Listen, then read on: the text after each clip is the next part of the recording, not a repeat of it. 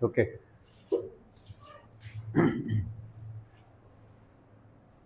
तो ग्राफ हमने सारे कर लिए। उसमें uniform motion, uniformly accelerated motion, non uniformly accelerated motion, ये सारे ग्राफ हमने कर लिए हैं। इसके बाद अब शुरू करते हैं, एक एक चीज़ को पढ़ना है। सपोज कि यूनिफॉर्म मोशन क्या होती है। यूनिफॉर्म मोशन बताइए। वेलोसिटी कांस्टेंट, वेलोसिटी कांस्टेंट होती है जिसमें, ठीक है। तो v for velocity is equal to constant, ऐसा। और वेलोसिटी को जब डिफरेंशियल फॉर्म में लिखते हो तो कैसा लिखते हो, ds by is equal to v, और v तो कांस्टेंट है। तो ds is equal to v dt, integrate करोगे दोनों साइड तो 0 to t, 0 to s, ये कितना आ जाएगा s। v तो कांस्टेंट है तो इंटीग्रेशन से बाहर आ जाएगा, तो क्या ये हो जाएगा vt, ऐसा। s is equal to v t. S क्या चीज़ है, डिस्टेंस या डिस्प्लेसमेंट। जब आप स्ट्रेट लाइन में चल रहे हो, 1D मोशन में चल रहे हो, तो डिस्टेंस या डिस्प्लेसमेंट सेम चीज़ है। फिर ये क्या है, स्पीड इनटू टाइम। तो ये तुम्हारा वो फेवरेट फॉर्मूला है जो तुम बचपन से पढ़ते आ रहे हो, है ना, कि speed is equal to distance upon time, time is equal to distance upon speed. ये घुमा घुमा के जो यूज़ करते हो, तो एक्चुअली ये किस मोशन के लिए एप्लीकेबल है, यूनिफॉर्म मोशन, जहाँ पे कांस्टेंट वेलोसिटी से कोई चीज़ चली जा रही हो, उसके लिए एप्लीकेबल। चलिए यहाँ तक समझ गए, ठीक है जी। ये सारा काम हम कर रहे हैं अंडर मोशन इन 1D, इसके अंडर कर रहे हैं, ठीक है दोस्तों।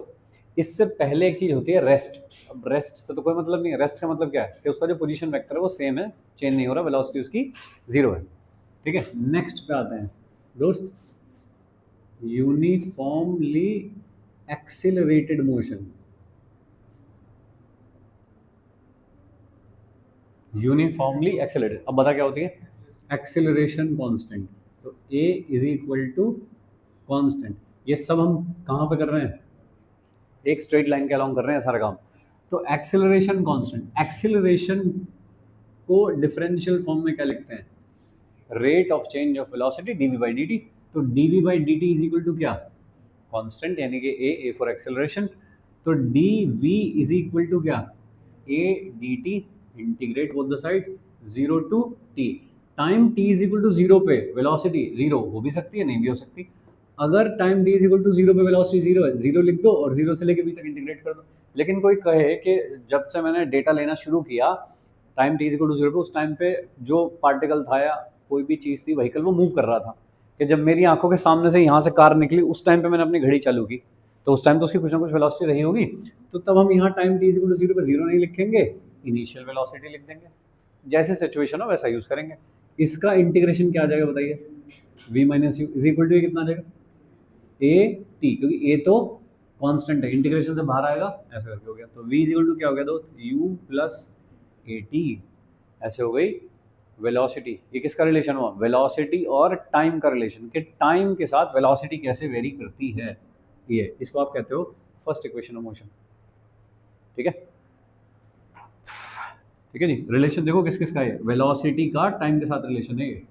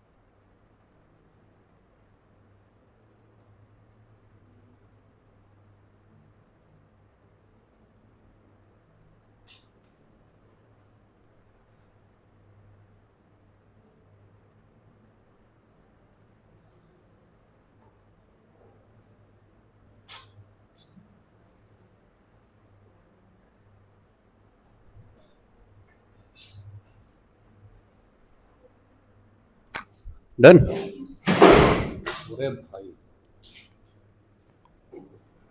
हमला कर दिया, चलेगा।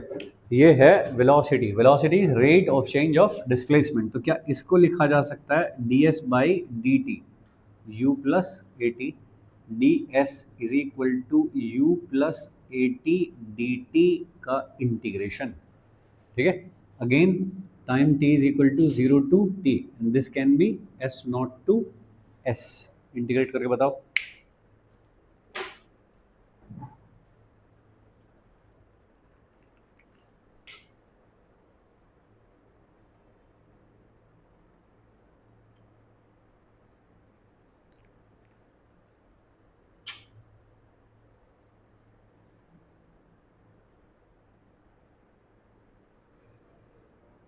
s minus s naught is equal to u t plus half of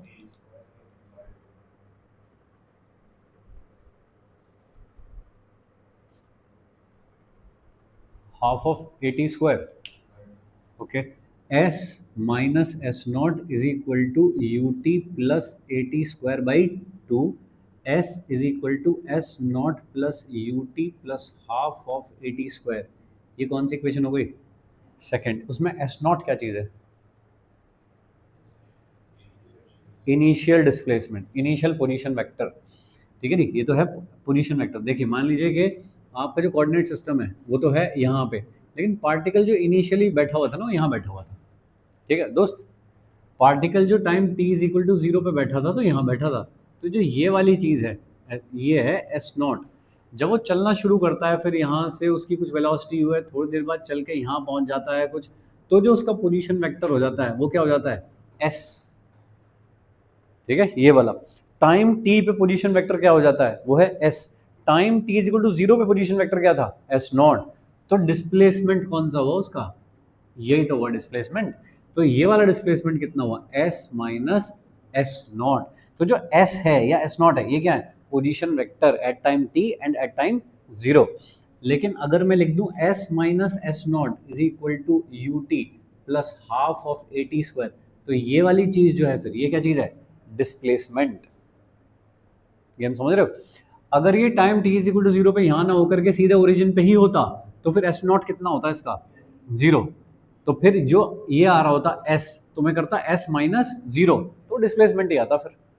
तो बहुत सारी चीज़ें कुछ ऐसी होती हैं ऐसे सवालों में कि इनिशियली जो पार्टिकल है वो ओरिजिन पे नहीं है, ओरिजिन पे नहीं है तो थोड़ा आगे से शुरू कर रहा है, तब फिर मुझे उसका पोजीशन वेक्टर डिस्प्लेसमेंट कुछ भी पूछा है तो भाई मुझे ध्यान रखना है इसमें कौन पोजीशन वेक्टर है और कौन डिस्प्लेसमेंट है। ठीक है जी, चलिए नोट करिए ऐसा। ये वाला सीन नोट करो। डिस्प्लेसमेंट कौन है, डिस्प्लेसमेंट वेक्टर कौन है?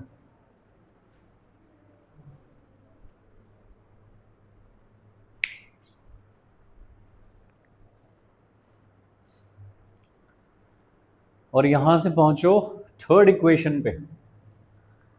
दो इक्वेशन हो गई है, थर्ड इक्वेशन।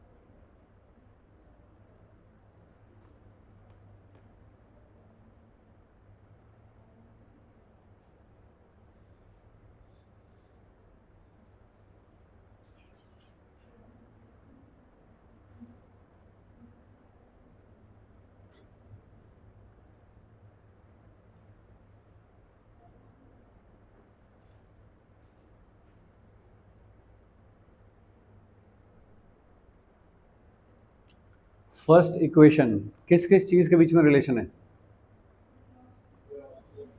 कि वेलोसिटी टाइम के साथ कैसे बदल रही है।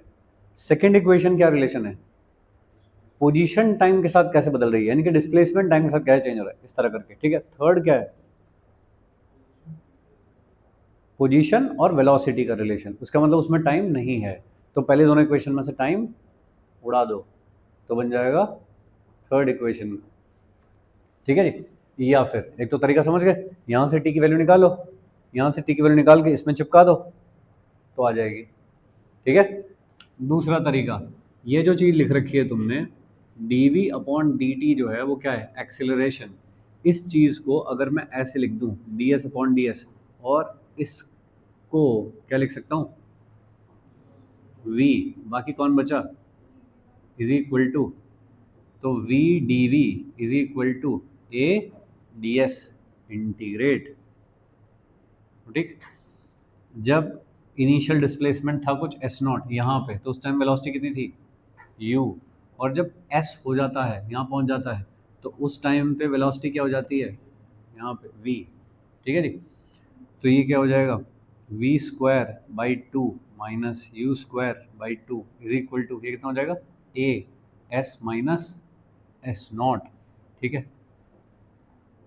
थोड़ा रीअरेंज कर दो सारे टर्म्स को, तो 2as माइनस एस नॉट, ये हो गई third equation. If particle starts from origin, अगर ओरिजिन से ही शुरू करें तो क्या फ़र्क पड़ जाएगा बताइए, एस नॉट क्या हो जाएगा तब, ज़ीरो। तब क्या लिखोगे, v square is equal to u square plus 2as, ऐसा। ठीक है क्या।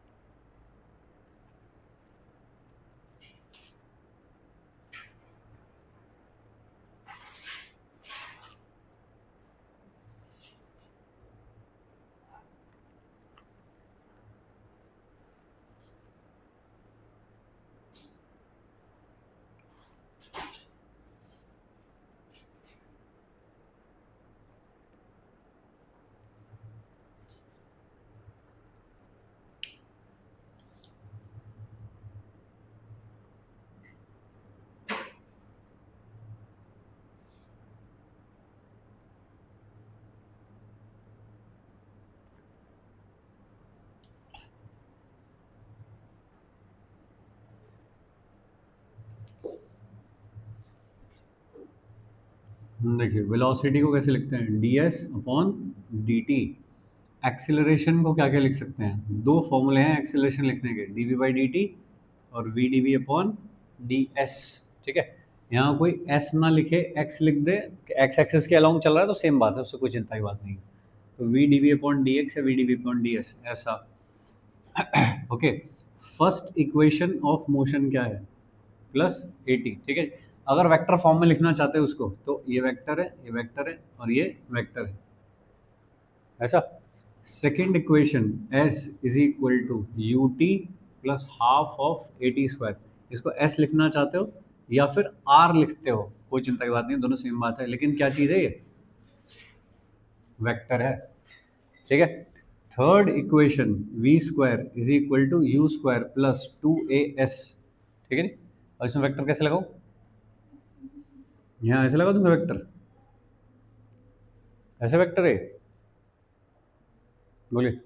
क्या डॉट प्रोडक्ट में हमने एक प्रॉपर्टी पढ़ी थी कि अगर एक वेक्टर का उसी के साथ डॉट हो तो वो क्या हो जाता है, तो इसका मतलब जो वी स्क्वायर लिख रहा है ये क्या चीज़ है, वी डॉट वी है ये। ठीक है ना, ऐसा। तो v dot v is equal to u dot u plus 2a dot s, ये है वेक्टर फॉर्म थर्ड इक्वेशन की, ऐसा। ठीक है भाई।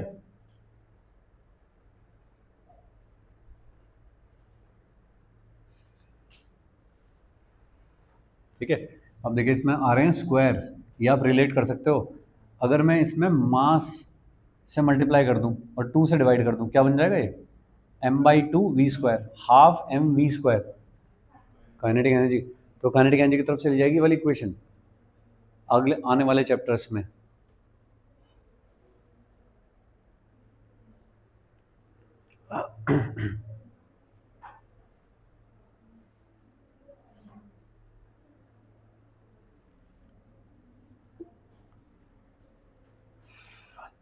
चलिए, यहाँ तक समझे सब? ओके, एक छोटी चीज़ और देख लो, v is equal two plus a T, ऐसा है।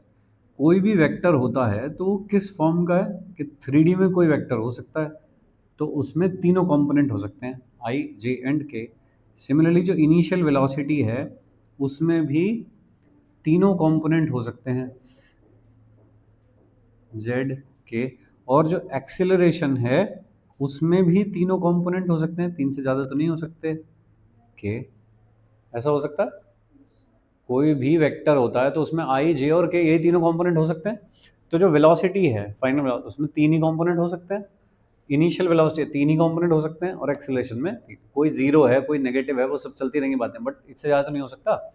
अगर ये सारी चीज़ उठा के मैं इस इक्वेशन में डाल दूँ तो कैसी लगेगी, देखो ये कि v x i plus v y j plus v z k is equal to u x i plus u y j plus u z k plus a x i plus a y j plus a z k into t. ऐसा सही लिखा है? अरे ठीक है, ऐसे होते हैं वेक्टर। इधर आई का कोफिशिएंट कौन है, वी एक्स। इधर आई का कोफिशिएंट कौन है, और इधर आई का कोफिशिएंट कौन है, इंटू टी। ये भी तो है। तो अगर मैं सारे लेफ्ट के और राइट के आई को कंपेयर कर सकता हूँ, भाई लेफ्ट में जो आई है और राइट में जो आई, दे शुड बी सेम, जे जे वाले सेम होने चाहिए और के वाले सेम होने चाहिए। तो बताइए इधर से एक्स में कौन है, एक्स एक्सिस के along i direction is equal to उधर कौन है, और plus a x into t. इसी तरह से जे के कंपोनेंट अगर मैं देखूं तो क्या है, u y plus a y into t है क्या, और v z is equal to u z plus a z into t, ऐसा है क्या? वो ठीक है। ये इसमें एक बहुत बड़ी इंफॉर्मेशन है आप लोगों के लिए, जब आप क्वेश्चन कर रहे हो तो क्या चीज़ ध्यान रखनी होती है। देखो, एक्स एक्सिस के अलोंग वेलोसिटी निकालना चाहते हो तुम, तो एक्स एक्सिस के अलोंग ही इनिशियल वेलोसिटी ली है और एक्स एक्सिस के अलोंग ही एक्सेलरेशन लिया है। तो आप जिस भी डायरेक्शन में काम कर रहे हो उसी डायरेक्शन की वेलोसिटी, उसी डायरेक्शन का एक्सेलरेशन, उसी डायरेक्शन का डिस्प्लेसमेंट लगेगा। इसलिए ये इक्वेशन को कहते हैं कि ये 1D के लिए एप्लीकेबल हैं, क्योंकि जब मैं x में काम कर रहा हूँ तो मुझे डिस्प्लेसमेंट, वेलोसिटी, एक्सेलरेशन तीनों x में चाहिए। y में काम कर रहा हूँ तो मुझे तीनों चीज़ें y में चाहिए, और z में काम कर रहा हूँ तो तीनों चीज़ें z में चाहिए। अगर मैं z में काम कर रहा हूँ तो मुझे फिर ax से कोई लेना देना नहीं है। और समझ पा रहे हो? तो जो तीनों डायरेक्शंस हैं they are mutually independent of each other, उनका एक दूसरे से कोई लेना देना नहीं है। तो जब आप x में काम कर रहे हो तो सारे पैरामीटर x के चाहिए, y में काम कर रहे हो सारे पैरामीटर y के चाहिए, और z में काम कर रहे हो तो z के चाहिए। इसीलिए हम कंपोनेंट लेते हैं कि मान लीजिए कि वेलोसिटी कहीं ऐसे करके थी, ये मेरा कोऑर्डिनेट एक्सिस था, x था, y था, ये वेलोसिटी थी u, है ना। प्रोजेक्टाइल में जब काम कर रहे होते हैं तो इधर की तरफ कंपोनेंट लेते हैं ना x में, तो क्या लेते हैं वो, u cos थीटा। क्यों ले रहे हो कंपोनेंट? क्योंकि x में जो भी कुछ चेंज होगा that is because of this velocity, that is because of the acceleration which is along x axis, displacement along x axis, उनसे सारी इक्वेशंस लगेंगी। y में काम कर रहे हो तो सारे y के कंपोनेंट लगेंगे, क्योंकि x और y are independent of each other. ठीक है भाई लोग, ये एक बहुत बड़ी चीज है ध्यान रखने के लिए कि जब आप जिस एक्सिस में काम कर रहे हो तब मुझे बस वही के पैरामीटर चाहिए, वही के कंपोनेंट चाहिए मुझको सारे। ठीक है। कौन कौन वेक्टर हैं यहाँ पे जो हम यूज कर रहे हैं तीनों इक्वेशन में, एक तो वेलोसिटी, एक एक्सेलरेशन और एक डिस्प्लेसमेंट। ठीक है। टाइम के तो कंपोनेंट होते नहीं, स्केलर के थोड़ी, वेक्टर के कंपोनेंट होते हैं। तो इन तीनों के हमेशा कंपोनेंट यूज करने हैं जिस भी एक्सिस में आप काम कर रहे हो उसमें। ठीक है दोस्तों।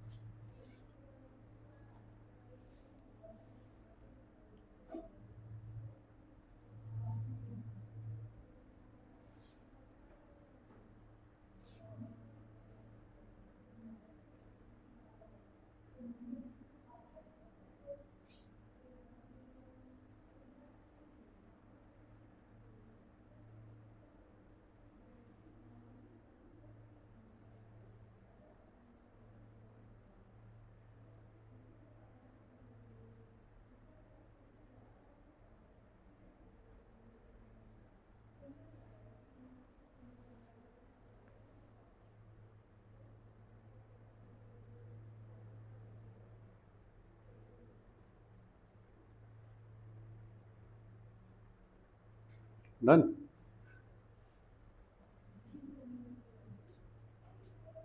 एक बार सारी इक्वेशन देखो यहाँ से स्टार्टिंग करके, ये लिखी है, फिर एस में कौन सी इक्वेशन लिखी है, ये एक इक्वेशन लिखी है। देखो इनमें क्या क्या हो रहा है। रेस्ट जो होता है, रेस्ट का मतलब कोई चीज़ जहाँ पे है वहीं बैठी है, तो क्या उसका पोजीशन वेक्टर चेंज होता होगा? नहीं। तो उसका जो पोजीशन वेक्टर होता है वो क्या होता होगा? बस सीधे s naught, s is equal to s naught. इसमें टी का कोई भी टर्म नहीं है। लेकिन जब आप आते हो अगले स्टेप पे, यूनिफॉर्म मोशन, तो फिर यूनिफॉर्मली उसका पोजीशन वेक्टर चेंज होता है। कैसे चेंज होता है? यूनिफॉर्मली। यूनिफॉर्म का मतलब क्या होता है कि हर सेकंड में 2 मीटर बदलेगा, तो हर सेकंड में 2 मीटर बदलेगा। आप कहते हो कि कोई चीज़ 2 मीटर पर सेकंड से चल रही है, इसका मतलब क्या हुआ कि हर सेकंड में वो 2 मीटर आगे निकल जाती, 2 मीटर आगे निकल जाती है। ये तो यूनिफॉर्म का मतलब सेम सेम चल रही है चीज़ें। तो देखिए यहाँ पे क्या आया है फिर, v इंटू टी। यहाँ पे टी का कोई टर्म नहीं था, यहाँ पे टी का एक टर्म आ गया जब यूनिफॉर्म मोशन। ठीक है, अगले स्टेप पे जब पहुंचे तो वह यूनिफॉर्मली एक्सेलरेटेड मोशन। इसका मतलब क्या हुआ? अब जो डिस्प्लेसमेंट है वो यूनिफॉर्मली नहीं बदल रहा कि हर बार 2 मीटर पर, क्योंकि वेलोसिटी यूनिफॉर्म नहीं है। वेलोसिटी कैसी है अभी? एक्सेलरेटेड। एक्सेलरेशन का मतलब क्या होता है कि अगर एक्सेलरेशन है 2 मीटर पर सेकंड स्क्वायर, इसका मतलब क्या हुआ? हर सेकंड पे velocity 2 metre per second square बढ़ जाती है। तो पहले सेकंड पे 2 मीटर पर सेकंड थी, अगले सेकंड पे 4 मीटर पर सेकंड हो जाती है, अगले सेकंड पे 6 मीटर पर सेकंड हो जाती है।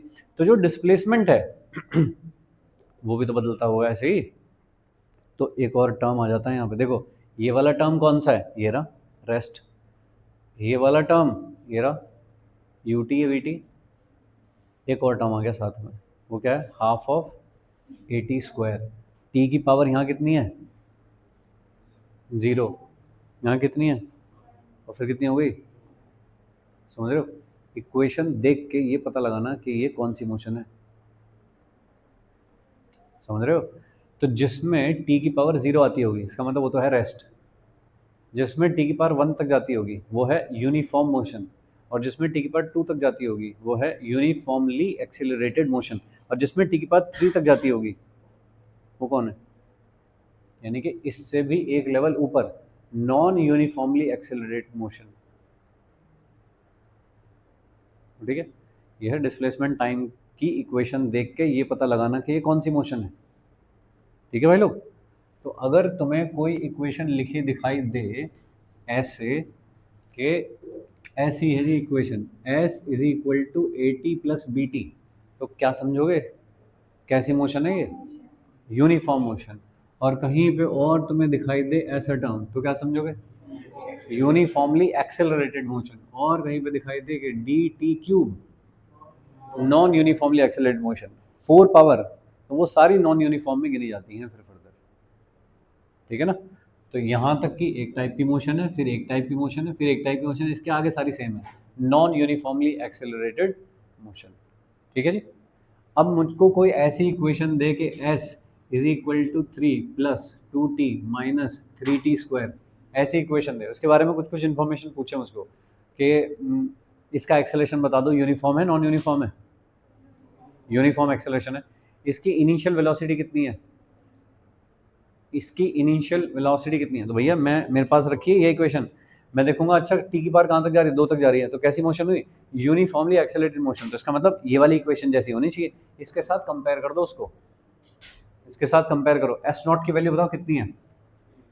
एस नॉट कितना है? इनिशियल वेलोसिटी कितनी है? 2। एक्सेलरेशन कितना है? ये देखो यहाँ पे टी स्क्वायर का कोफिशियंट कौन है? a/2। तो a/2 इज इक्वल टू यहाँ कितना लिखा है? -3। तो a कितना हो गया? -6। ऐसा कंपैरिजन करके देख लेना। ठीक है क्या? ऐसा इक्वेशन देख के ये पता लगाना कि वो कौन सी मोशन है। ठीक है? तो ये कॉमन फॉर्मूले हैं ये वाले, कैसी भी मोशन हो इनसे सॉल्व हो जाएगी, चाहे वो यूनिफॉर्म हो, यूनिफॉर्मली एक्सेलरेटेड हो, नॉन यूनिफॉर्मली एक्सेलरेटेड हो, इनसे सॉल्व हो जाएगी। ठीक बात है? लेकिन ये तीनों जो इक्वेशन हैं ये वाले, ये स्पेशल हैं। किसके लिए? जब एक्सेलरेशन कांस्टेंट होता हो तब के लिए। तो अगर आप किसी सवाल में देखोगे एक्सेलरेशन कांस्टेंट है, फिर आप इनसे सॉल्व करो तो थोड़ा समय लगेगा काम करने में, लेकिन तुरंत तीनों ये इक्वेशन ये लगा दो सीधे, क्योंकि तुमने निकाल रखी है, ठीक है ना। तो इनसे कर लेते हैं, इससे तो हर सवाल सॉल्व हो ही जाएगा, ठीक है क्या। लेकिन मान लो कहीं पे यूनिफॉर्म मोशन थी और उसमें तुमको सीधे distance is equal to speed into time लिखना था, और तुम लेके आ रहे हो इंटीग्रेशन और ये सब चीजें, तो तुमको ही टाइम लगेगा ना काम करने में, ठीक है ना। तो थोड़ा जल्दी करने वाली बात है कि अगर यूनिफॉर्म मोशन हो तो क्या फॉर्मूला है? Speed is equal to distance upon time, या velocity is equal to displacement upon time, ठीक है। अगर यूनिफॉर्मली एक्सेलरेटेड मोशन है तो फिर कौन है? ये तीनों इक्वेशन, ठीक है जी। इसके ऊपर अगर कुछ भी जाए कि नॉन यूनिफॉर्मली एक्सेलरेटेड मोशन, तब मैं ये वाली इक्वेशन पे जाने की कोशिश करूंगा कि इनसे सॉल्व करूंगा उस टाइम पे, तो फिर डिफरेंशिएशन इंटीग्रेशन से सॉल्व करूंगा। बात समझ रहे हो? बस अगर एक्सेलरेशन कांस्टेंट नहीं हो तो जब तक अगर कांस्टेंट है फिर मैं इन तीन इक्वेशन से करने की कोशिश करूंगा, ठीक है जी। ये चीज समझे, इक्वेशन देख के पता लगाना कि कौन सी मोशन है। अरे ठीक है, अब एक दूसरी तरह से देखते हैं इन इक्वेशंस को। हर एक में टी की पावर एक एक टर्म के साथ बढ़ती जा रही है ऐसे, ठीक है ना। तो मैं पता लगा रहा हूँ कि ये है रेस्ट, ये क्या है? यूनिफॉर्म मोशन, ये वाली है यूनिफॉर्मली एक्सेलरेटेड मोशन, फिर नॉन यूनिफॉर्मली एक्सेलरेटेड, इकट्ठी होती जा रही है ऐसे करके सब, सही है क्या? ओके। जब हम डिफरेंशिएशन करते हैं तो टी की पावर कम होती है बढ़ती है? कम होती है। जब हम इंटीग्रेशन करते हैं तो टी की पावर एक एक बढ़ती है, ठीक है। मेरे पास एक इक्वेशन थी s is equal to u t plus half of a t square, ऐसी इक्वेशन थी। मैंने इसे एक बार डिफरेंशिएट कर दिया, d s upon d t कर दिया। बताइए d s upon d t क्या होता है? v होता है। यहाँ पे t का डिफरेंशिएशन होगा तो क्या आएगा? u, और यहाँ पे टी स्क्वायर का डिफरेंशिएशन होगा तो क्या आएगा? 2t, 2 से 2 काटा, ठीक है। अभी तक तो एक ही इक्वेशन में पता लगा रहा था कि t की पावर देख करके कि ये कौन सी मोशन है। अब दो इक्वेशन पे एक साथ काम करूंगा, ये इक्वेशन हो या ये इक्वेशन हो, क्या ये दोनों कांस्टेंट एक्सेलरेशन वाली इक्वेशन है? ठीक है ना। तो कोई इक्वेशन अगर s में मैक्सिमम 2 पावर तक जाती है, डिस्प्लेसमेंट में मैक्सिमम 2 पावर तक जाती है, और वेलोसिटी में मैक्सिमम 1 पावर तक जाती है, इसका मतलब वो यूनिफॉर्मली एक्सेलरेटेड मोशन की इक्वेशन होगी। अरे गेम समझोगे ये? अगर मैं इसे एक बार फिर डिफरेंशिएट कर दूं d v by d t, तो क्या आ जाएगा? एक्सेलरेशन ये कितना हो गया? 0 प्लस टी का तो 1 हो गया, तो एक्सेलरेशन कितना है? ये, हाँ सही बात है, ठीक बात है क्या? बोलिए। अगर आप कोई ऐसी इक्वेशन देखो कि s is equal to 2 plus 3t plus 4t square plus 5t cube, ऐसी इक्वेशन देखो, क्या समझोगे इसे देख के? नॉन यूनिफॉर्मली एक्सेलरेटेड मोशन है। इसे एक बार डिफरेंशिएट कर दो, वेलोसिटी आएगी, कितनी आएगी बताओ? इसमें t की पावर कहाँ तक जा रही है? जब वेलोसिटी वाले रिलेशन में, वेलोसिटी टाइम रिलेशन में t की पावर मैक्सिमम 1 तक जाती है तो वो यूनिफॉर्मली एक्सेलरेटेड मोशन होती है। ये कैसी है?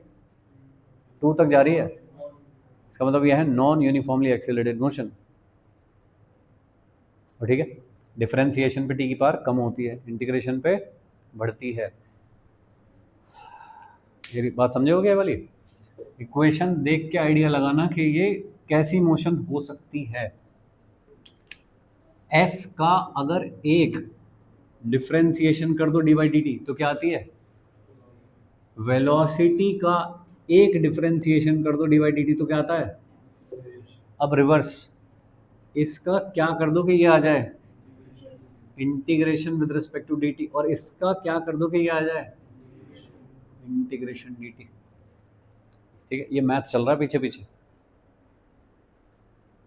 बोलो, ठीक है। बस ये सारे फॉर्मूले हो गए कि भाई क्या से क्या पहुंचाना है तो क्या करना चाहिए, ये बात पता होनी चाहिए, इक्वेशंस पता होनी चाहिए, और इक्वेशन देख के पहचान में आना चाहिए कि भाई वो इक्वेशन किस टाइप की मोशन की इक्वेशन है। इक्वेशन देखते ही तुरंत ये चीजें समझ में आ जाए, ठीक है भाई लोग। तो s में t की पावर मैक्सिमम 2 तक जाती है तो वो है यूनिफॉर्मली एक्सेलरेटेड, उससे ऊपर जाती है तो non uniformly accelerated. Velocity time की इक्वेशन में अगर टी की पावर 1 तक जाती है मैक्सिमम, तो वो है यूनिफॉर्मली एक्सेलरेटेड मोशन, और अगर उससे ऊपर निकल जाती है तो नॉन यूनिफॉर्मली एक्सेलरेटेड मोशन। ठीक है, ये तो तुम्हारी खुद की ऑब्जर्वेशन हो सकती है, तुम 2 4 5 सवाल करो तुम्हें खुद दिखने लगेगा ऐसा।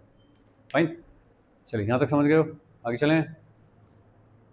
यही वाली सारी चीज ग्राफ से देखना चाहते हैं हम। ग्राफिकल मेथड से मुझे सारी इक्वेशंस निकालनी है जो हमने निकाली। ठीक है, तो शुरू से बनाना शुरू करेंगे। एक अगर मैं बनाऊं, कल बनाए थे जैसे कि रेस्ट है, अगर कोई बॉडी रेस्ट में रखी है कोई, तो उसका डिस्प्लेसमेंट टाइम ग्राफ कैसा बनेगा, बता दो, बस बना दो लोगे तुम। उसका जो पोजीशन वेक्टर होगा that will be parallel to x axis, constant रहेगा। वेलोसिटी कितनी होगी उसकी, 0। ठीक है, वेलोसिटी होगी उसकी 0। ठीक बात है। यूनिफॉर्म मोशन,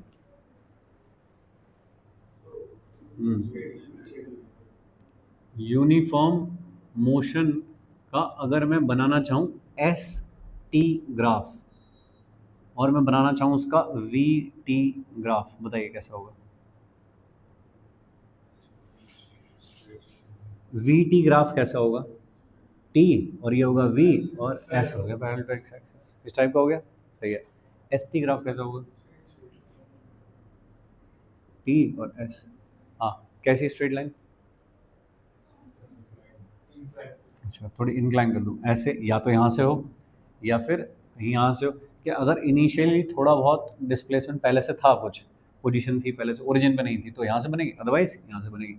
बट चलो कोई चिंता की बात नहीं है, एक ही देख लेते हैं पहले। ऐसा हो गया। एस टी ग्राफ का स्लोप क्या देता है, वेलोसिटी, तो इसका स्लोप सब जगह कांस्टेंट है, इसका मतलब वेलोसिटी कांस्टेंट है, इसलिए तुमने कांस्टेंट बनाई है। ए टी ग्राफ कैसा होगा इसका, तो सारा कहाँ पड़ा है, ये है एक्सेलरेशन, 0 एक्सेलरेशन, ऐसा। ठीक है, यूनिफॉर्म मोशन के सारे ग्राफ हो गए। ये क्या है, यूनिफॉर्मली एक्सेलरेटेड,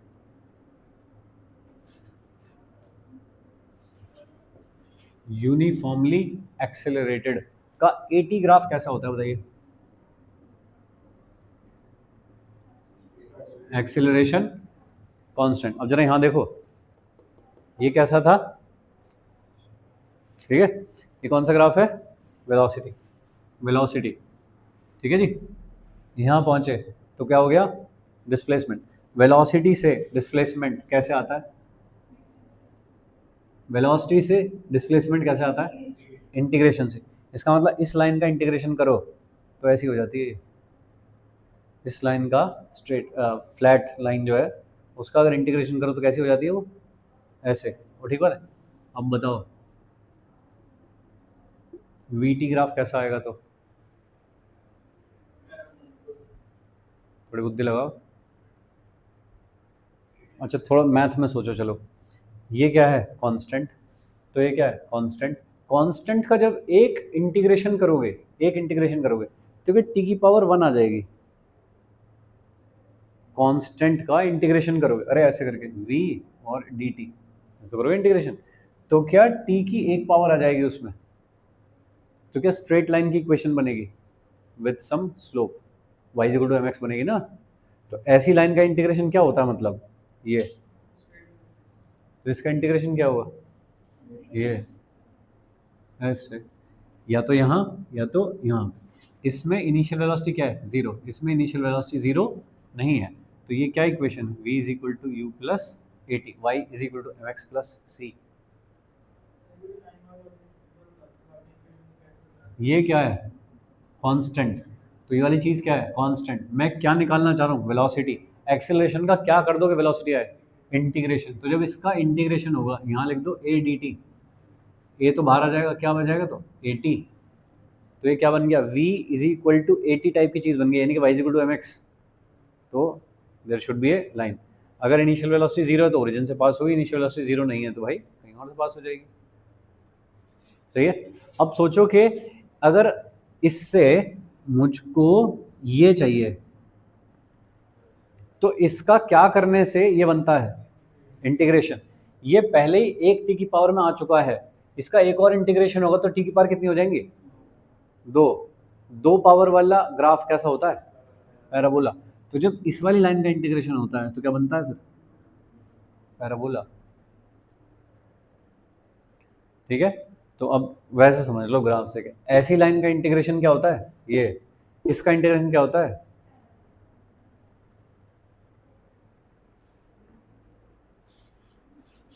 ठीक है यार। रिवर्स पैराबोला का डिफरेंशिएशन क्या होता है, y is equal to m x, क्योंकि एक पावर कम होगी ना टी की। तो पहले यहाँ पे कहाँ तक आ रही थी पावर दोस्त, यहाँ पे कहाँ तक आ रही थी पावर, टी स्क्वायर तक। एक डिफरेंशिएशन करोगे वो 2t बन जाएगी फिर, तो y is equal to m x, और एक पावर बची अब टी की, उसका भी डिफरेंशिएशन कर दोगे तो कांस्टेंट बचेगा फिर। ऐसे चल रहा है भाई इंटीग्रेशन डिफरेंशिएशन ग्राफ में। बोलो ठीक है क्या। तो ये वाली जो इक्वेशन आई है ये फिर कौन है, you t plus half of a t square, ये वाली इक्वेशन।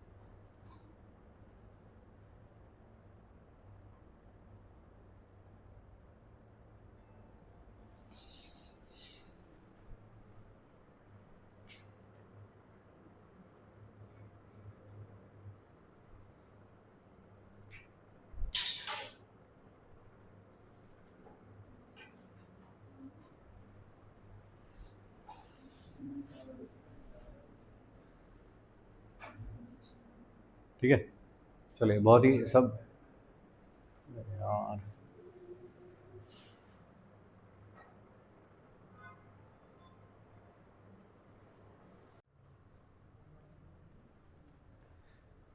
हम्म,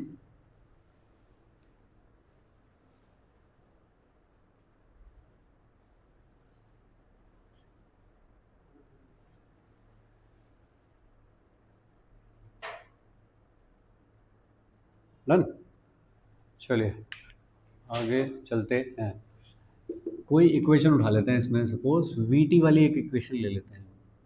ये ली हमने एक इक्वेशन, ये इक्वेशन ग्राफ देखते ही क्या समझ में आता है, कैसी मोशन है ये, यूनिफॉर्मली एक्सेलरेटेड मोशन। क्यों, क्योंकि इसका जो स्लोप है वो कांस्टेंट है। वीटी का स्लोप क्या दिया करता है, एक्सेलरेशन, तो कांस्टेंट है, इसलिए यूनिफॉर्मली एक्सेलरेटेड मोशन है। ठीक है, इसका एरिया क्या देता है, डिस्प्लेसमेंट तो खुद चेंज होता है दोस्त, चेंज इन क्या बोलेगा तो उसमें, है ना। तो ये सारा, ये सारी क्या चीज़ है, डिस्प्लेसमेंट। तो इसका एरिया निकाल पाएगा, हाँ देखिए भाई कैसे निकालेगा इसका एरिया। एक तो ये रेक्टेंगल हो गई और प्लस ट्राइंगल हो गया, तो क्या लिखेगा दोस्त, रेक्टेंगल का एरिया कितना हो गया यू टी, और प्लस ऊपर का जो एरिया वो कितना हो गया, हाफ ऑफ ये वाली चीज़ कितनी हो गई है, वी माइनस यू हो गई क्या, इंटू टी, ऐसा। तो u t plus half of v minus u क्या होता है, a t, v is equal to u plus a t से, का square is equal to displacement. ठीक है, ग्राफ से इक्वेशंस निकालना। हम्म,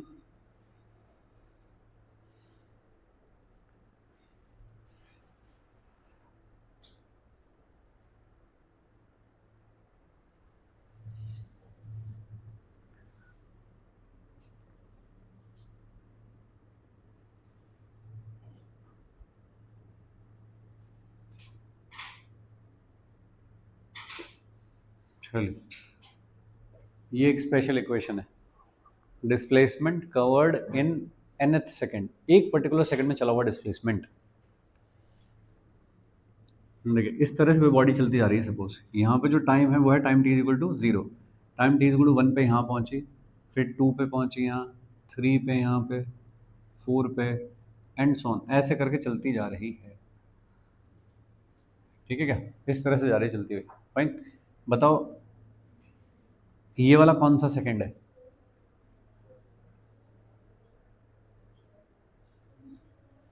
ये कौन सा सेकंड है?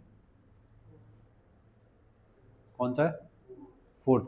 तो 3 से लेके 4 तक कौन सा होता है? फोर्थ। ठीक है, 10th सेकंड कौन सा होगा? 9 से 10, 9 से 10। nth सेकंड कौन सा होगा? तो nth second is n minus 1 to n। ठीक है क्या, अगर मुझे सिर्फ ये वाला डिस्प्लेसमेंट निकालना है, कैसे निकालूं बताओ? सिर्फ इतना निकालना है, कैसे निकाला जाए? यहाँ से लेके यहाँ तक का निकाल लूँ, यहाँ से लेके यहाँ तक का निकाल लूँ। ये कौन सा हो गया? 4 सेकंड में चला हुआ। ये कौन सा हो गया? 3 में चला हुआ। माइनस कर दूँ तो वो आ जाएगा क्या? कौन से सेकंड का आएगा? फोर्थ सेकंड का आएगा वो। ठीक है, सिमिलरली मैं nth सेकंड का निकालना चाहता हूँ, तो मैं n माइनस 1 सेकंड का निकाल लूँ, n सेकंड का निकाल लूँ, माइनस कर दूँ तो आ जाना चाहिए। सही है क्या? तो देखिए डिस्प्लेसमेंट इन n सेकेंड्स। ठीक है, कैसे लिखोगे? S n is equal to u, और टी की जगह क्या लिख दूं? कितने सेकंड में कर रहे हो? एन में, तो टी की जगह क्या लिख दूं? Plus half of a n square. ऐसी goody goody half a t square से लिख रहा हूँ। Displacement in n minus 1 second, तो क्या हो जाएगा? एस एन माइनस 1 क्या हो जाएगा बताओ? U n minus 1 plus half of a n minus 1 square. सही है। अब मुझको कौन सा चाहिए? मुझको चाहिए भाई डिस्प्लेसमेंट इन nth सेकेंड। ठीक है, अब तक यहाँ कहीं nth नहीं लिखा था, nth अब लिखा है। ये तो पूरे n सेकेंड में चला हुआ है, पूरे 4 सेकेंड में, पूरे 3 सेकेंड में। मैं अब जो निकाल रहा हूँ ये वाला, ये कौन सा है? ये है फोर्थ। तो अब जो मैं बात कर रहा हूँ वो है nth। कितना कौन हो जाएगा बताइए? S n minus s n minus 1। तो दोनों को माइनस करो तो कौन सा आएगा? S nth। समझ पा रहे हो क्या? इसकी वैल्यू चिपकाओ यहाँ पे, u n plus a n square by 2। ये तो हो गया एक। माइनस करना चाहते हो तुम इसमें से ये वाला, इसकी थोड़ी मल्टीप्लाई भी कर दो अंदर, u n minus plus a by 2, और तुम हो N square minus 2n plus 1। ऐसा देखना, ये तुमको कैंसिल होता दिख रहा है क्या? ये यू एन प्लस ये यू एन माइनस, ये भी मर रहा है क्या बेचारा? ठीक है, जो बचा यहाँ पे रख दो, ये माइनस और ये कितना बचा? u, और क्या बचा बताओ? ये माइनस, तो ये वाला माइनस a बाई 2, और साथ में कौन? Minus 2n plus 1। इस माइनस को सेट कर दूं अंदर तो क्या हो जाएगा? 2n माइनस 1 हो जाएगा क्या? Plus is equal to s nth। तो भाई ये हो गई एक स्पेशल इक्वेशन, एक पर्टिकुलर सेकंड में चला हुआ डिस्प्लेसमेंट। तो 3 इक्वेशन तो वो होती हैं अपनी पुरानी, और चौथी एक इक्वेशन ये होती है जिनसे हम अपने क्वेश्चंस करते हैं। एक पर्टिकुलर सेकंड में चली हुआ डिस्प्लेसमेंट या डिस्टेंस, जब आप स्ट्रेट लाइन में चल रहे हो तो डिस्टेंस और डिस्प्लेसमेंट सेम। ठीक है जी, तो s nth is equal to u plus a by 2 2n minus 1।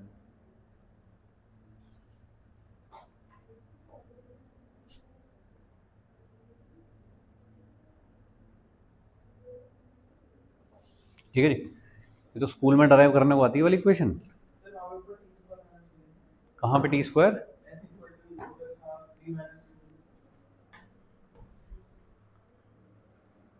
भाई मैं कर लूंगा कॉल, मैं कर लूंगा।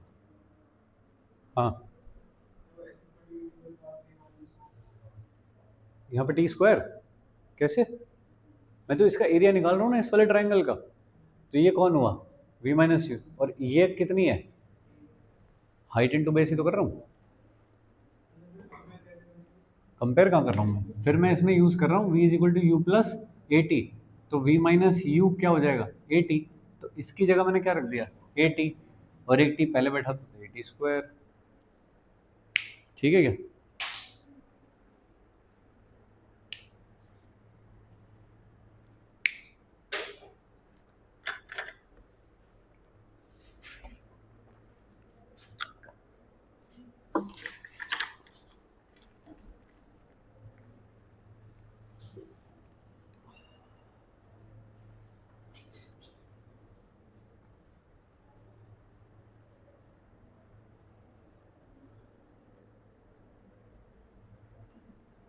अरे बोलो, क्वेश्चन नहीं किया आज हमने कुछ भी, आज हमने पहले थ्योरी सेट की है सारी, ठीक है, ये सारे कॉन्सेप्ट्स हैं, अब बेस करके इन पे कितने भी क्वेश्चन हो सकते हैं वो सब ट्राई करेंगे, ठीक है ना। पहले तो मोशन समझ में आनी चाहिए, इक्वेशन देख के मोशन समझते हैं, ग्राफ देख के मोशन समझते हैं, दो तरीके तो ये हुए, फिर किसके इंटीग्रेशन से क्या मिलेगा, किसके डिफरेंशिएशन से क्या मिलेगा, ये सब कुछ।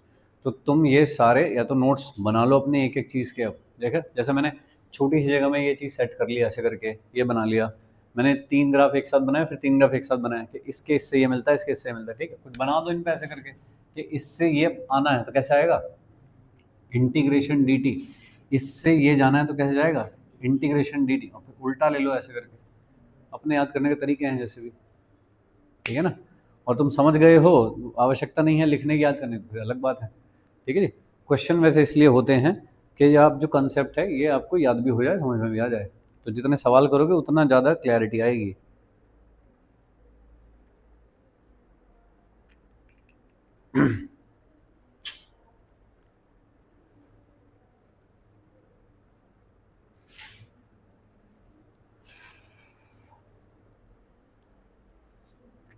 ठीक है भाई, देखिएगा, एक बॉल यहाँ से गिरा दी, सपोज कोई हाइट थी यहाँ पे, और यहाँ से एक बॉल को आपने ड्रॉप कर दिया, ठीक है, ये सफिशिएंट हाइट है, बहुत हाइट है वाली, ठीक है जी। तो बताइए थर्ड सेकंड में चली हुई डिस्टेंस, यहाँ से ड्रॉप कर दिया एक बॉल को किसी हाइट से, तो distance covered in third second क्या लिखोगे, अंडर द ग्रेविटी हुआ है सारा काम, जी की वैल्यू को हम राउंड फिगर में 10 ले लेते हैं, जिससे हमारी कैलकुलेशन आसान हो जाएगी। बताइए कितना लिखोगे, u plus a by two और 2n माइनस 1, तो कितनी हो जाएगी 0 प्लस 10/2 और 2 इंटू 3 माइनस 1, तो हो गया ये 5, 3 दूनी 6 माइनस 1 5, तो 25 मीटर, ठीक है। 5वें सेकंड में चली हुई डिस्टेंस 5 रख दूंगा इनकी जगह फिर, ठीक है क्या। चले, अभी इसमें और कुछ चीज़ें मिलाई जाएँ, सपोज कि जब ये इसको चलते हुए 3 सेकंड हो चुके हैं, t इज इक्वल टू 3, तब यहाँ से एक और बॉल ड्रॉप कर दी, ठीक है ना। फिर चलो एक नहीं, एक के बाद 2 हो गए, पीछे हो गए, फिर ऐसे करके कुछ भी सवाल बनाए जा रहे हैं, तो वो सब कुछ, ठीक है जी। ओके, ये जो कुछ हमने पढ़ा यूनिफॉर्मली एक्सेलरेटेड मोशन, उसका एक बहुत बढ़िया एग्जाम्पल है मोशन अंडर ग्रेविटी। उसका एग्जाम्पल है मोशन अंडर ग्रेविटी।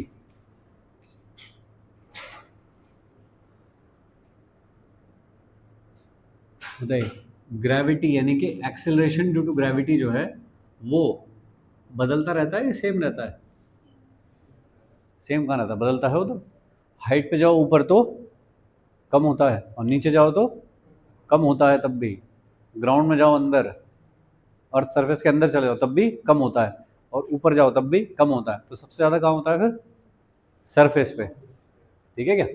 वो कितनी वैल्यू है 9.8 मीटर पर सेकंड स्क्वायर, लेकिन इसमें सिग्निफिकेंट चेंज होने के लिए जो हाइट या डेप्थ है वो भी सिग्निफिकेंट होनी चाहिए। ऐसा नहीं कि आप अर्थ सरफेस से 1 मीटर ऊपर चलेगा तो जी की वैल्यू में कोई सिग्निफिकेंट चेंज हो जाएगा, ऐसा पॉसिबल नहीं है। तो लगभग 100 किलोमीटर तक मानते हैं कि कोई खास बड़ा चेंज आ नहीं रहा है, 1-2% का चेंज आ रहा है, कुछ खास नहीं है ना। 1% के चेंज के लिए कितना जाना पड़ता है ऊपर, 32 किलोमीटर।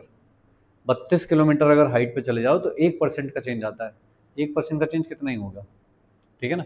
तो मान लो 32 किलोमीटर भी जा रहे हो तो वहाँ पे भी ऑलमोस्ट जी की वैल्यू आप सेम मान पा रहे हो, ठीक है जी। तो जी की वैल्यू चेंज हो रही है बट सिग्निफिकेंट चेंज नहीं है कुछ ऐसा, तो हम ऑलमोस्ट अर्थ के आसपास के स्पेस में जी को कांस्टेंट मानते हुए अपनी प्रॉब्लम सॉल्व कर सकते हैं। तो कोऑर्डिनेट सिस्टम अगर आपने इस तरह का चूज़ किया, कोई एक्स वाई, यहाँ से कोई बॉल है ऐसे फेंक रहे हो ऊपर की तरफ, तो इसकी जो वेलोसिटी है वो कैसी हुई, पॉजिटिव, ऊपर की तरफ देख रही है। लेकिन एक्सेलरेशन किधर की तरफ है, नीचे की तरफ, ऐसा। तो किस डायरेक्शन में देख रहा है, माइनस जे, तो ये कैसे लिया जाएगा, नेगेटिव, ठीक है। ऐसा कोऑर्डिनेट सिस्टम नॉर्मली यूज करते हैं। तो इक्वेशंस कैसे बनाते हो फिर, u minus g t s is equal to u t minus half of g t square, और v square is equal to u square plus two, एक ही जगह कौन, माइनस जी और एस, ठीक है। ये तो इस तरह का जो कोऑर्डिनेट सिस्टम है उसके लिए है। लेकिन अगर आप कहो नहीं मेरा तो ऐसा है कोऑर्डिनेट सिस्टम, मैं तो वाई एक्सिस नीचे लेता हूँ, ले सकता है कोई भी, डिपेंडिंग अपॉन प्रॉब्लम क्या है, कैसे आसान पड़ती है, कुछ तरह से भी हो सकता है। तो अब बताइए, अगर आप जी देख रहे हो इधर की तरफ है, नीचे की तरफ, लेकिन आपने बॉल जो फेंकी है वो तो ऐसे फेंकी है ऊपर की तरफ, तो वेलोसिटी कैसी हो जाएगी इस बार, नेगेटिव, और जी कैसा हो जाएगा, पॉजिटिव। तो वो तो आपके coordinate system frame of reference पे डिपेंड है कि आपको प्लस लेना है कि माइनस लेना है। मोस्ट ऑफ द टाइम हम ये वाला ही कोऑर्डिनेट सिस्टम यूज़ करते हैं, तो भाई हम इसी को फॉलो करते हैं।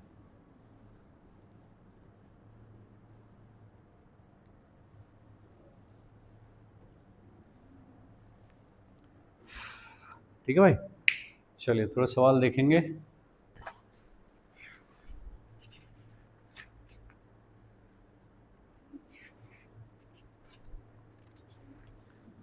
अब देखिए ये मॉड्यूल में काफ़ी सारे सॉल्व प्रॉब्लम्स हैं इन सब के बेसिस पे, और ग्राफिकल रिप्रेजेंटेशन भी दिया है, फिर सॉल्व प्रॉब्लम्स हैं बहुत सारे, और फिर है DPP 3। तो DPP 3 तक का जो काम है वो हम कर चुके हैं, ठीक है। उसके बाद है वर्टिकल मोशन अंडर ग्रेविटी। ये वाली चीज़ में बस इक्वेशन ही चेंज होनी है कुछ कुछ, और उसके बाद वो, ठीक है, इक्वेशन मतलब सेम रहेंगी, साइन चेंज होने हैं बस उनके, कि जी की वैल्यू आपको नेगेटिव लेनी है कुछ भी ऐसा। चलो इसका कुछ कुछ सवाल करके देख लेते हैं। Man standing at the top of the building throws a ball with the speed of 5 metre per second from the height 30 metre above the ground level, how much time it take to reach the ground. ऐसे कोई building थी यहाँ पे, और इसकी जो height है ये है 30 मीटर, और इस जगह से उसने कोई बॉल फेंक दी है, कितनी स्पीड से, 5 मीटर पर सेकंड से फेंकी है। तो ऐसे जाएगी बॉल और यहाँ गिरेगी वापस सरफेस पे आकर के।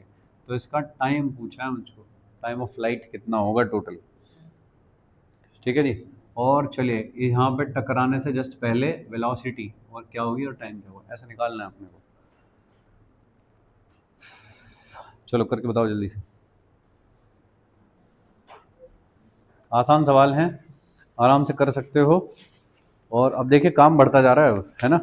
DPP 4 तक की चीज़ हम कर चुके, और इसके हिसाब से देखा जाए तो चैप्टर कर चुके हम। ये तो मोशन इन स्ट्रेट लाइन था बस चैप्टर, ठीक है। अब हमें सिर्फ क्वेश्चंस करने हैं 1-2 दिन लग के, तो तुम अपने मैक्सिमम जो भी सवाल करने हैं सब करके लाओ इसमें से, वो सब डिस्कस करेंगे और कुछ क्वेश्चंस करेंगे, ठीक है भाई। चलिए बताइए, सबसे पहला काम होता है एक फ्रेम ऑफ रेफरेंस सेट करना, ठीक है दोस्त। बताइए कहाँ पे फिट करोगे एक फ्रेम ऑफ रेफरेंस, कि मैं यहाँ से देख रहा हूँ तो तुम कह सकते हो कि मैं तो यहाँ पे अपना फ्रेम ऑफ रेफरेंस करूँगा, या फिर आप कहोगे मैं तो यहाँ पे, कोई भी एक चूज़ कर लो, उसके हिसाब से सारा काम करो, ठीक है क्या। चलिए सपोज इसको मैं कह रहा हूँ 1, इसको कह रहा हूँ 2, दोनों से ट्राई करके देखें क्या फ़र्क आता है। 1 में देखिए फ्रेम ऑफ रेफरेंस 1, क्या निकालना है अपने को, टाइम, और क्या चीज़ दे रखी है अपने को, अपने को 2 चीज़ें दे रखी हैं, एक तो ये दे रखा है पूरा हाइट क्या है, और एक इसकी स्पीड दे रखी है। जी की वैल्यू नीचे की तरफ होती है, कांस्टेंट है, ये मुझको पता है, ऐसा है, ठीक है जी। अपने को क्या चाहिए, पहले टाइम चाहिए। कौन सी इक्वेशन लगाना चाहोगे,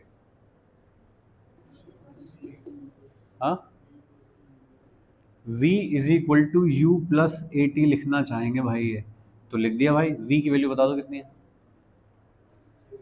वो तो निकालनी है, तो इससे तो काम चल नहीं पाएगा। इसका मतलब किससे काम चले, तो फिर आगे देख लेते हैं। S is equal to s naught plus u t plus half of a t square. S क्या चीज़ है? Final position vector. आप कौन सा फ्रेम ऑफ रेफरेंस ले रहे हो? ये जहां आप खड़े हो तो फाइनली बॉल तुम ही कैच करोगे, तुम्हारे हाथ में आ गई तो तुम्हारे हाथ में ही आ गई तो पोजीशन वेक्टर क्या हो गया? जीरो। तो ये तो है जीरो, ठीक है जी। एस नॉट क्या होता है? Time t is equal to zero पे पोजीशन वेक्टर क्या था या पोजीशन क्या थी? तो यहाँ से कितनी थी? 30। तो उसको क्या लिख दोगे? 30 प्लस यू की वैल्यू 5, प्लस माइनस भी देखते रहो, ऊपर की तरफ है ना। मैंने ये लिया ना, मैंने फ्रेम ऑफ रेफरेंस, एरो ऊपर लगा ना मेरे, इसका तो ऊपर की तरफ positive into time plus half of acceleration कितना है? 10 है ना, लेकिन नीचे की तरफ है तो क्या लिखा जाए? -10 इंटू टी स्क्वायर, ठीक है जी।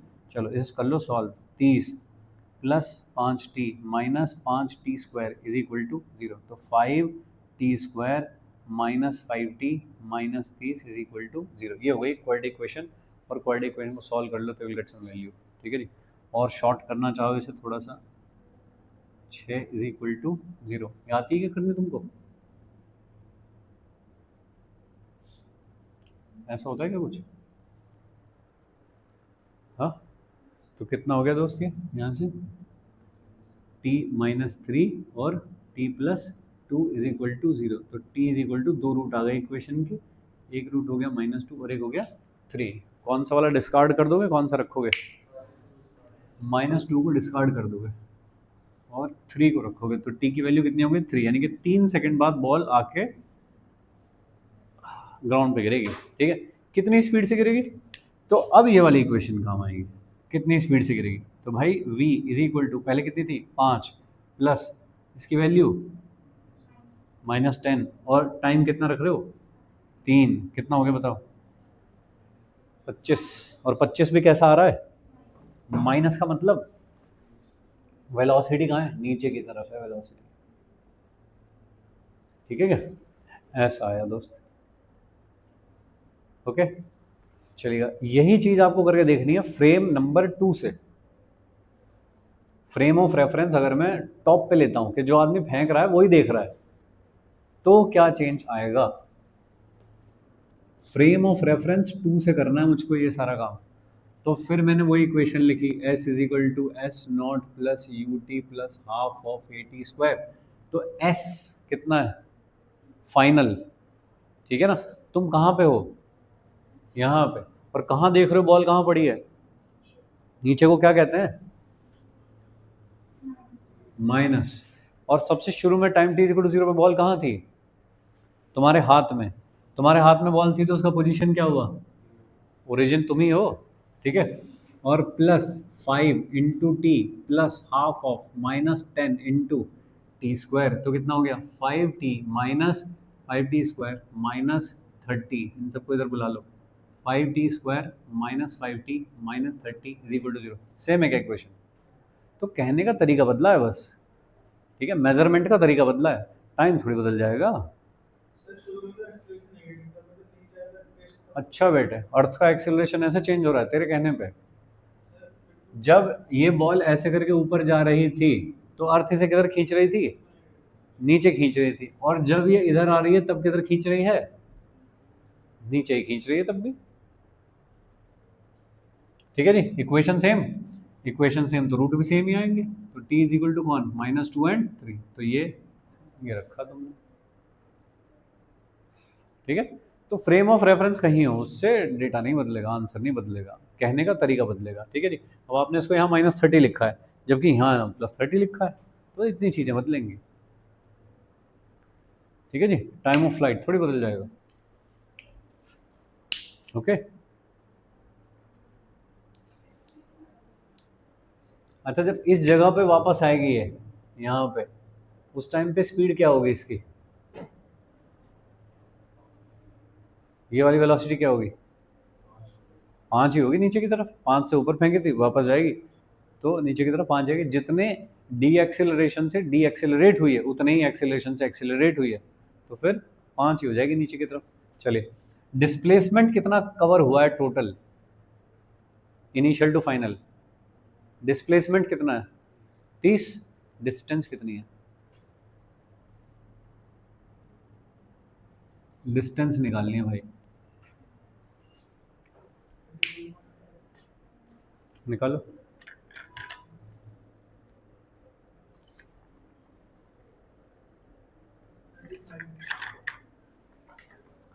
डिस्टेंस कौन है, ऐसे जाना, ये जाना, यहाँ वापस आना, तो ये कितनी है, ये तो 30 है। अगर मैं ये निकाल लूँ एक और उसका डबल कर दूँ तो ऊपर का मिल जाएगा। तो यहाँ से कोई चीज़ चली यहाँ तक पहुँची, इस वाले पॉइंट की क्या खास बात है, वेलोसिटी ज़ीरो। तो कितनी हाइट चल के वेलोसिटी ज़ीरो हो जाती है, ये निकालना है बेसिकली तुमको। ठीक है, कौन सी इक्वेशन करती है ये वाले काम, है ना। टाइम नहीं चाहिए मुझको, मुझको डिस्प्लेसमेंट चाहिए जब वेलोसिटी जीरो हो जाए। तो ये तो हो गई जीरो, ये कितना हो गया 5 का स्क्वायर प्लस 2, ये कितना हो गया -10 इंटू एस, तो कितना हो गया दोस्त 25 इज इक्वल टू 20 और एस, तो एस इज इक्वल टू कितना हो गया 25/20, है ना। कितना होता है ये 5/4 है, 5/4। तो टोटल डिस्टेंस कितनी हो जाएगी अभी, टोटल डिस्टेंस 5/4 प्लस 5/4 वापस आना और plus 30 will be the total distance, और डिस्प्लेसमेंट कितना होगा 30। ठीक है भाई लोग, वही 3 इक्वेशन है जिनमें सारा सिस्टम घूमना है। तुमको देखना है कब तुम्हें कौन सी वाली इक्वेशन से हेल्प मिलेगी, ये तुमको निकालना है भाई।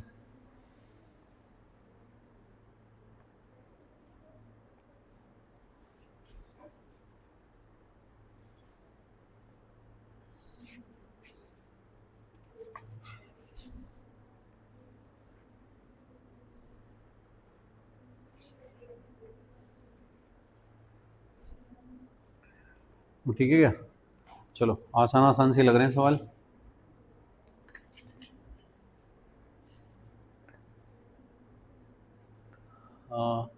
कल क्लास है अपनी बालक, ठीक है। हाँ हाँ, कल क्लास है अपनी, ठीक है। मंडे को एक दिन गायब हुआ है ना अपना, वो कंपनसेट करना होगा अपने को, ठीक है। कल क्लास रहेगी तो, और ये करके आना है, ये वाली सारी प्रॉब्लम्स हम वापस यहाँ पे जो भी होगा तो ट्राई करेंगे, जो पूरा चैप्टर भाई। हाँ हो गया, motion in straight line kinematics, ये जो काइनेमेटिक्स लिखा है that is motion in straight line. उसके बाद वेक्ट जो प्रोजेक्टाइल है दैट इज 2D मोशन, तो वहाँ से 2D शुरू होगा, 1D का कार्यक्रम सब इतना ही था, ठीक है। तो इसकी जितनी हो सकता है तुम प्रॉब्लम करके लाओ, बाकी मैं कराऊंगा फिर, ठीक है भाई लोग।